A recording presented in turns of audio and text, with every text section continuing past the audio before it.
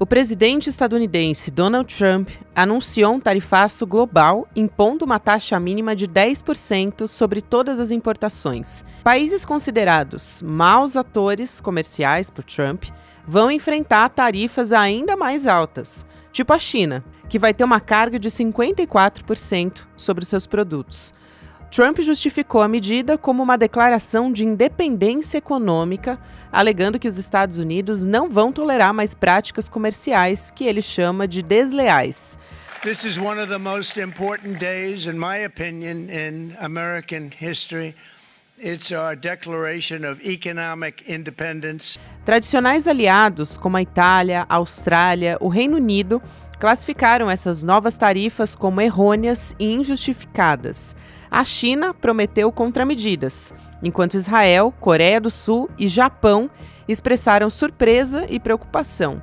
Por aqui, no Brasil, todos os produtos exportados para os Estados Unidos vão estar sujeitos a tarifas de 10%. Mas os ministros da área econômica e do núcleo político do governo Lula analisam que o Brasil se deu relativamente bem. Sexta-feira, 4 de abril de 2025.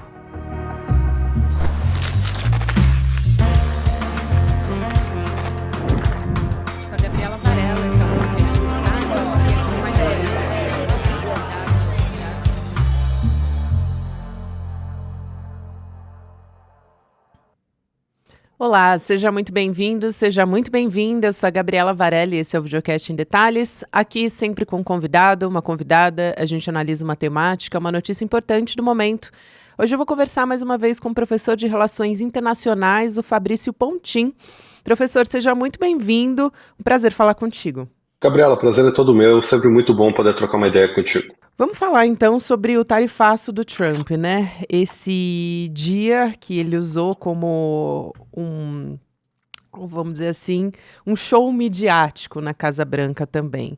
As tarifas que o Trump mostrou, inclusive numa tabela gigante, para contribuir para esse show midiático, elas variam, essas tarifas, conforme o país, né? O país mais prejudicado é a China, que já havia sido sobretaxada em 20%, então a gente vai ter uma tarifa total de 54%. Eu te pergunto, antes de mais nada, antes da gente esmiuçar esse tarifaço todo, se a intenção do governo Trump é cercar a China e impedir que ela aumente uma presença mundial. Bom, Gabriela, se essa é a intenção, um método um pouco estranho para provocar isso. Porque se a tarifa fosse apenas para a China, até seria justificável, mas como ela é uma tarifa global, ela acaba incentivando os países a fazerem acordos multilaterais, acordos de livre comércio multilaterais que não incluem os Estados Unidos, e que acabam beneficiando a China como, digamos assim, um ponto focal de distribuição, tanto para exportação quanto para importação. Então, primeiro, acaba prejudicando o consumidor norte-americano, que vai pagar agora para consumir um produto made in China um tanto mais caro, porque a gente sabe a tarifa, ela acaba sendo, inicialmente, né, o primeiro impacto dela é no consumidor do país que faz a tarifa. A gente às vezes tem um efeito como se a tarifa fosse aplicada ao país que exporta, na realidade, perdão, ao país que importa. Na realidade é o país exportador, que no momento que recebe o bem, né, que acaba, digamos assim, onerando esse bem. E essa oneração vai acabar no consumidor final americano. A China, ao perder o consumidor norte-americano, ela vai procurar alternativas para distribuir os seus bens. Então, na realidade, até acaba aumentando o nexo, né, o leque de consumidores potenciais para o produto chinês. Acaba tirando, claro, o mercado norte-americano, pelo menos nesse momento. Acho que isso é uma coisa que a gente pode conversar, o quanto esse movimento tarifário realmente vai beneficiar os produtos feitos na América, porque essa questão do Trump, ele espera substituir o produto made in China por um produto made in the USA, né, feito nos Estados Unidos. Será que isso vai realmente acontecer? Será que o mercado norte-americano tem fôlego para compensar isso? Ou vai criar um efeito paradoxal também interno, que o americano vai continuar consumindo produto feito na China, apesar do tarifaço, só que vai ser um movimento inflacionário global que vai afetar inclusive o produto norte-americano. A gente não sabe muito bem como é que vai ser esse efeito primário, né?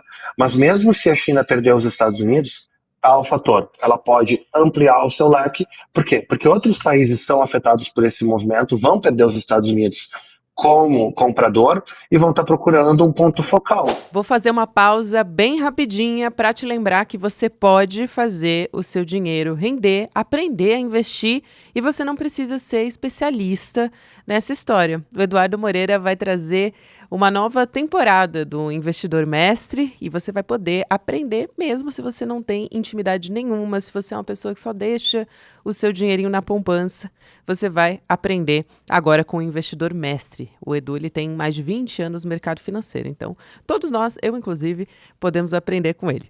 Você pode garantir a sua vaga no link em detalhesdecl.com.br, dá uma pausa aqui, coloca o seu e-mail rapidinho, você também vai estar apoiando o nosso videocast aqui quando você faz isso, para assistir a aula que vai ser online, gratuita, no dia 15, que é uma terça-feira, 8 horas da noite. Vamos voltar para a nossa conversa?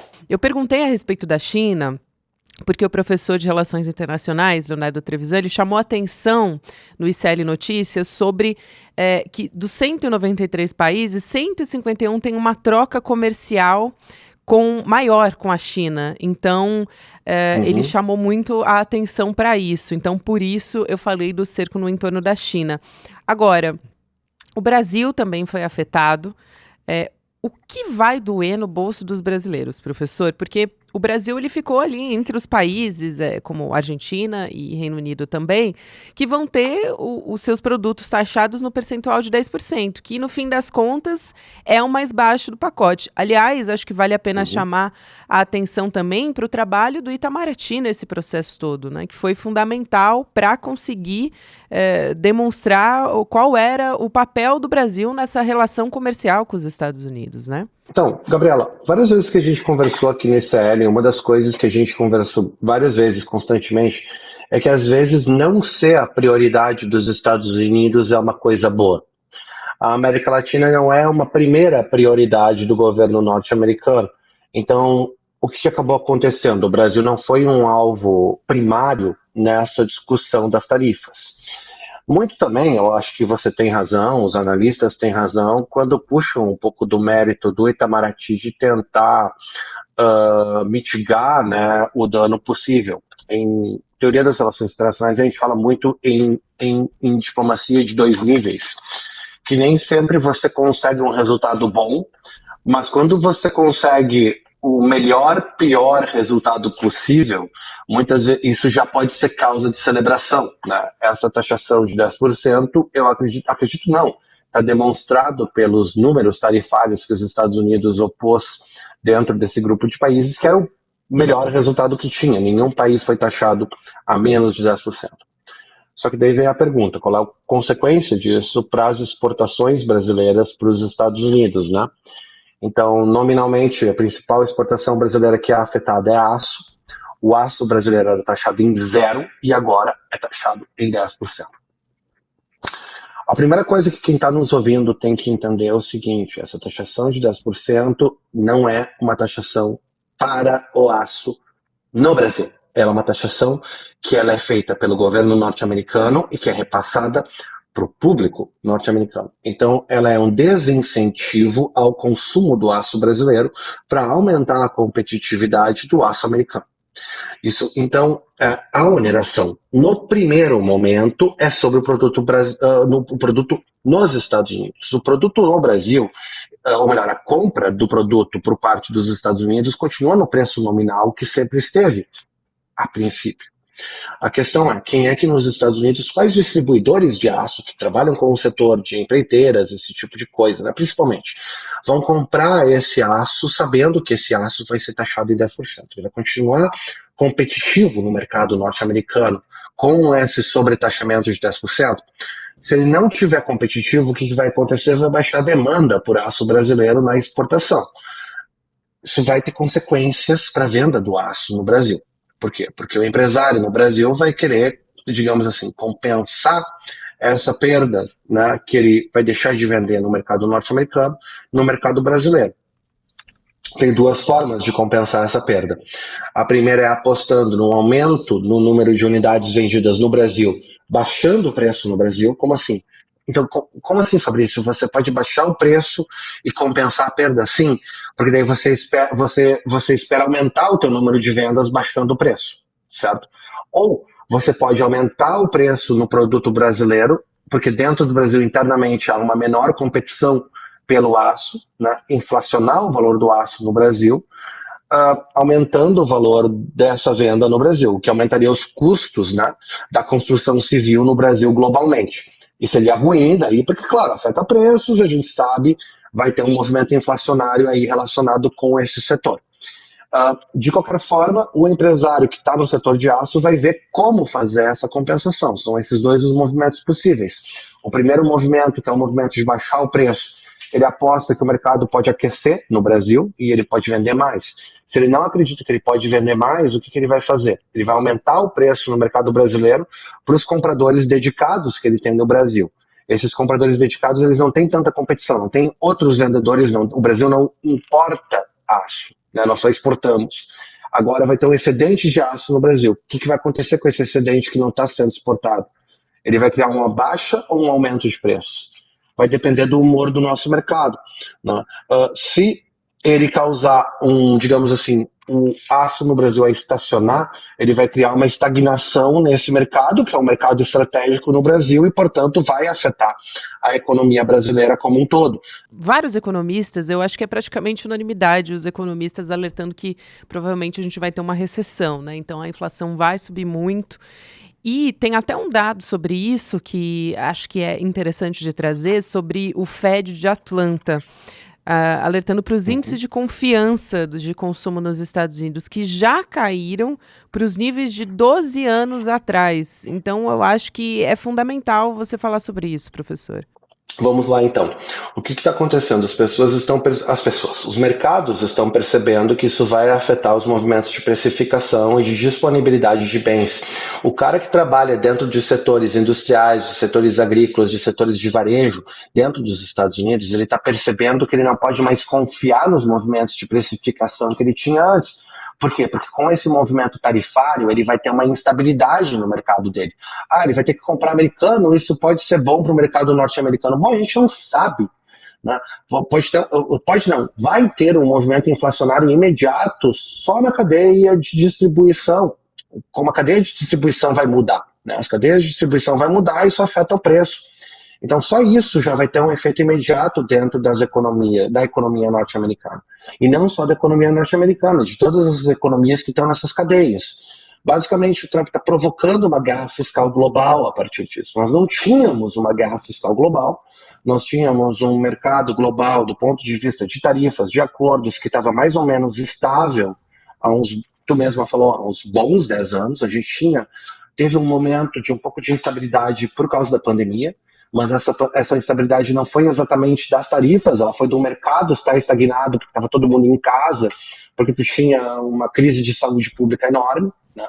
Esse mercado estava se recuperando e o Trump agora provocou essa instabilidade global através da imposição dessas tarifas, porque agora a gente não sabe como vai ficar esse mercado diante de excedentes, diante de mudanças de postura de preço e tudo mais. Então tem uma tendência muito forte aqui. Essa tendência vai afetar o cara que está no mercado, porque esse camarada não vai entender mais como é que funciona a rede de distribuição dele, ele não vai mais confiar nos preços que ele podia confiar antes. Então, a tendência de precificação que ele tinha, que era mais ou menos estável, né, mais ou menos previsível, deixa de ser. E daí a confiança no mercado cai por terra. A gente está vendo um índice aqui que vale a pena prestar atenção, Gabriela, é o seguinte, é o ouro. A gente está vendo a substituição do dólar como indexador do ouro como indexador. O ouro está dando um retorno incrível. Por que o ouro está dando um retorno incrível? Porque nesse momento a gente está vendo a moeda dólar perdendo o seu valor de indexação. Por quê? Porque ela perdeu confiança.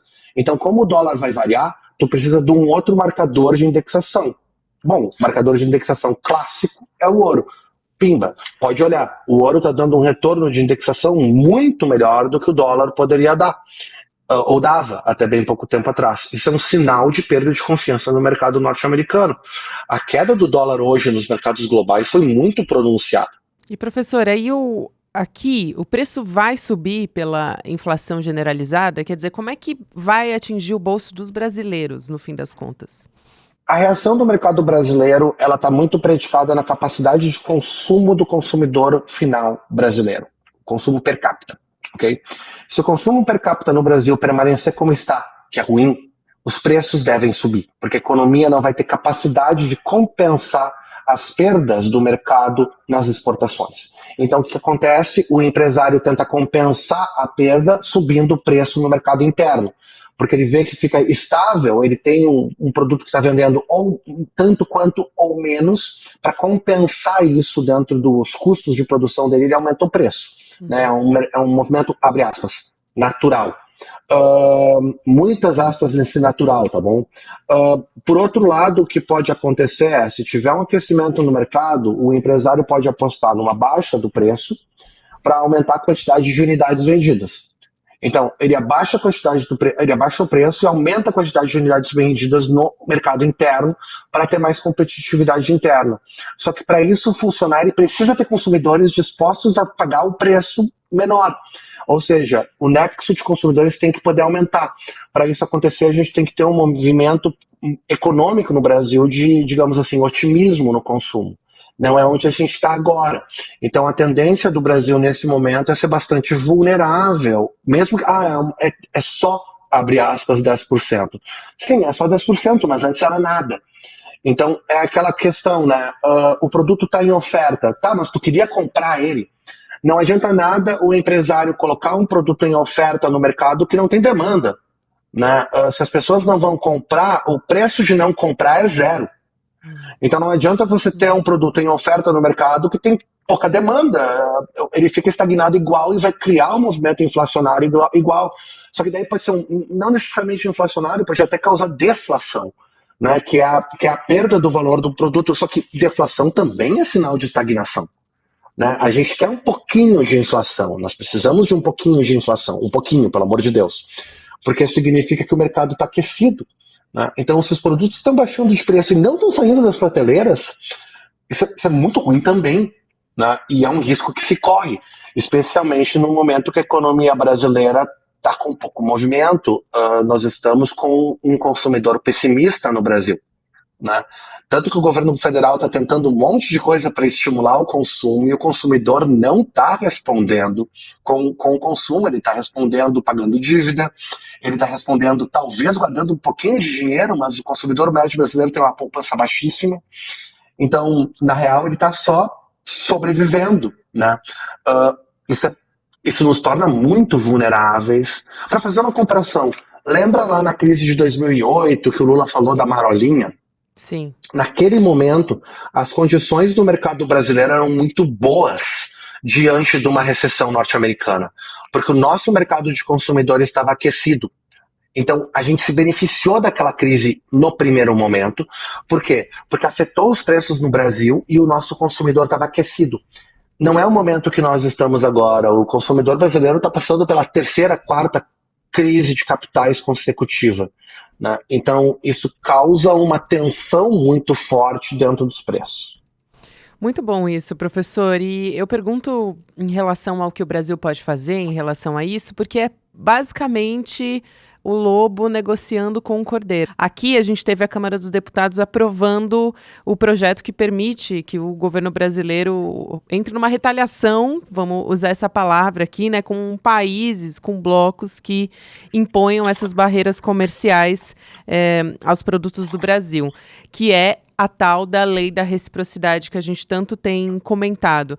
Só que a gente tem esse histórico do governo Lula, que é um histórico de conciliação, e até a gente falava sobre essa negociação diplomática. A gente teve o corpo do Itamaraty indo para os Estados Unidos agora, preparando o terreno, convencendo a autoridade, fazendo reunião. Então, qual que é o cenário que se coloca para o Brasil agora? Quais são as medidas que o Brasil pode adotar sem escalar demais essa história, né? Que o próprio Trump, na verdade, está escalando. Então, parece que qualquer coisinha, né, qualquer faísca pode virar um fogaréu muito maior. Nesse sentido, a taxação dos Estados Unidos para o Brasil ser limitada a 10%, ela também é um sinal, digamos assim, ela é uma espécie de limite, né, que facilita um pouco as negociações bilaterais nesse momento. É bem diferente do que aconteceu, como tu mencionaste, com a China. O que isso vai, abre aspas, obrigar, fecha aspas, o Brasil a procurar outros parceiros, primeiro lugar, e segundo lugar, procurar alternativas para estimular o consumo interno. São dois movimentos dificílimos de fazer nas condições materiais pela qual passa a economia brasileira nesse momento. E se você quiser a minha opinião, Gabriela, aqui eu acho que a gente tem muito claramente o que o Trump quer, certo? Porque essa é uma pergunta que todo mundo está fazendo. Por que o Trump está cometendo esse economicídio? Por que o Trump está cometendo um ato que claramente vai aumentar o valor dos preços ao consumidor norte-americano? O consumidor americano não vai ficar feliz de estar pagando mais caro pelo privilégio de consumir produtos made in America, feitos nos Estados Unidos. Isso não existe. Esse consumidor não existe, certo? O cara quer continuar comprando pelo preço que ele estava comprando semana passada. Qualquer consumidor quer isso. A não ser que ele perceba uma alta no salário dele. Daí ele até negocia.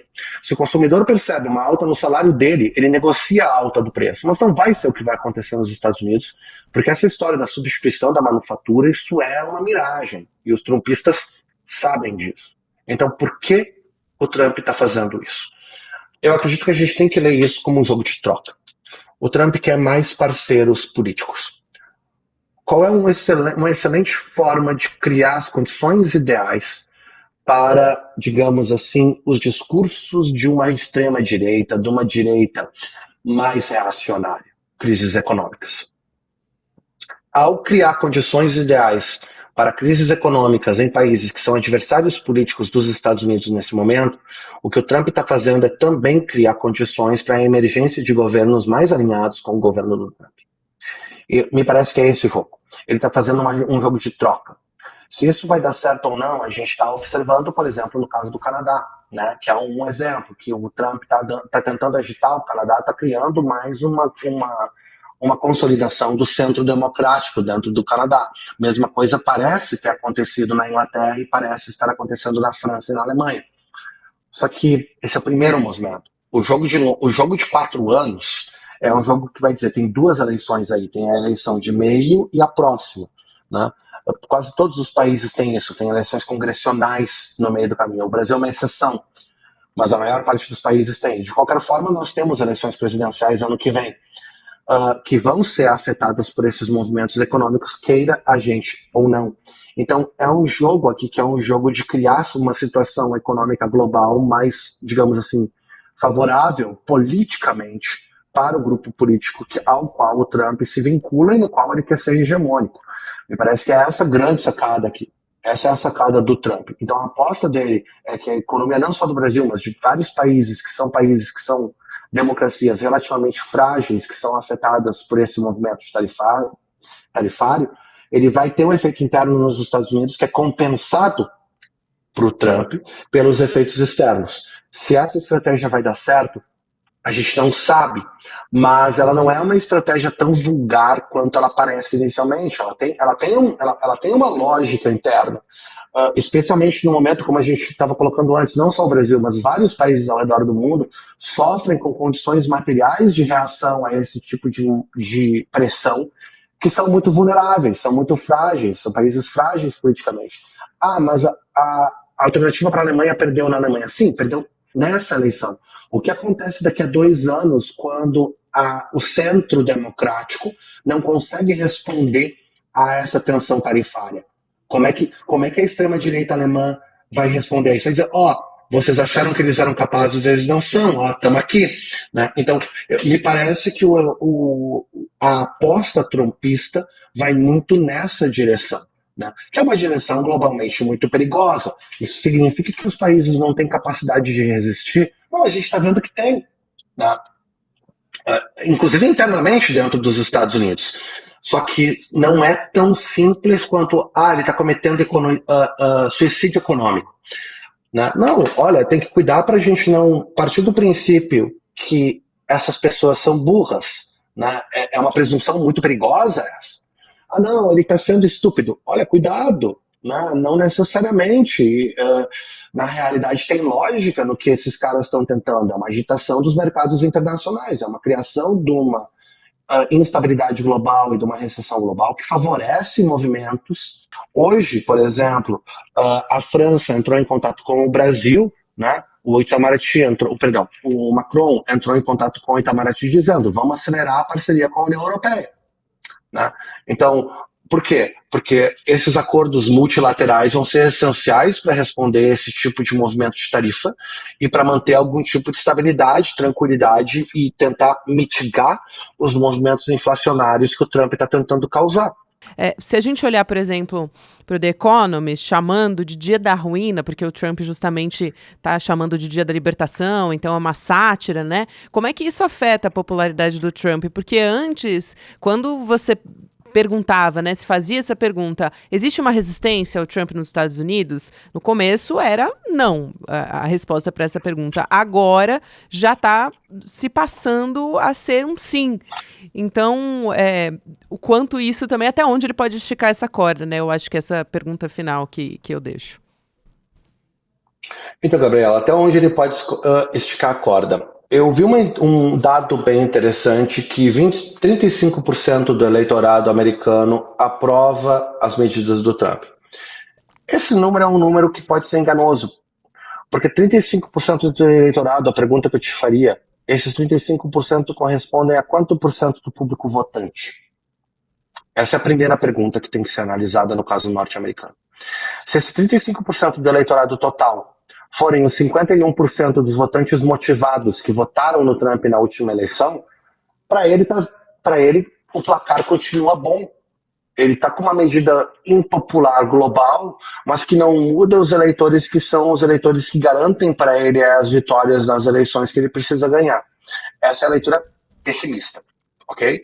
Então a leitura pessimista é: o Trump está fazendo um jogo que é um jogo que, digamos assim, incentiva o eleitor que ele tem. O eleitor que ele tem não sai do quadro dele por enquanto, e inclusive compra que o movimento inflacionário é culpa das elites globais e que os americanos têm que lutar pelo que é americano e vai entrar nessa jogada. Esses 35% vão continuar nessa jogada.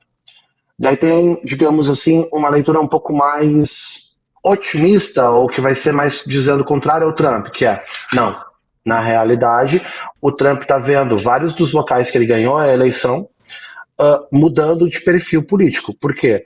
Porque a inflação está funcionando como uma taxação natural, as pessoas estão atribuindo essa inflação como uma inflação do Trump, porque elas estavam vendo um mercado com um tipo de preços e agora com outro tipo de preços. A inflação que era só do ovo agora está virando de todos os produtos, né? Está muito mais, digamos assim, espraiada dentro do mercado norte-americano, e isso vai afetar o votante. A grande questão para o ano que vem é: as eleições de meio de termo, de meio de mandato do Trump, elas são um referendo. Sempre são lidas como um referendo. Mas a pergunta que a gente tem que se fazer é: elas vão ocorrer normalmente? Como essas eleições vão ocorrer? O quanto os republicanos vão ter capacidade de manipular essa eleição? Não dá para esquecer, os republicanos hoje têm todo o Congresso, tanto o Senado quanto a Câmara, e eles têm a Suprema Corte para decidir a legalidade ou ilegalidade de medidas de controle de voto. O quanto a sociedade civil norte-americana vai ter capacidade de suportar essas pressões assim nesse próximo ano? Esse é um grande ponto de interrogação. E o Trump segue forte. Mas a popularidade dele diminuiu. A minha curiosidade é: a popularidade dele está diminuindo entre os eleitores comprometidos?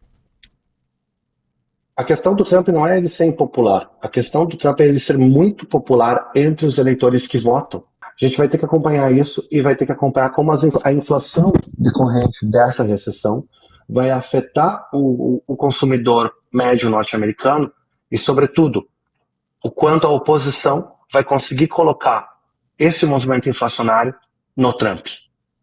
Exatamente. Esse Tá é um tudo em ponto aberto. fundamental. Professor, obrigada demais. É sempre um prazer te receber por aqui. E a gente sempre sai aprendendo e abrindo a cabeça para tudo que está acontecendo. Obrigada demais. Um abraço e até uma próxima. Gabriela, muito obrigado. Até uma próxima. Obrigada também você que me acompanhou até aqui. Agora tem Mercado e Investimentos. Na sequência tem o Rolê ICL. Lembrando que o Em Detalhes você pode ouvir nas plataformas de áudio em qualquer momento do seu dia.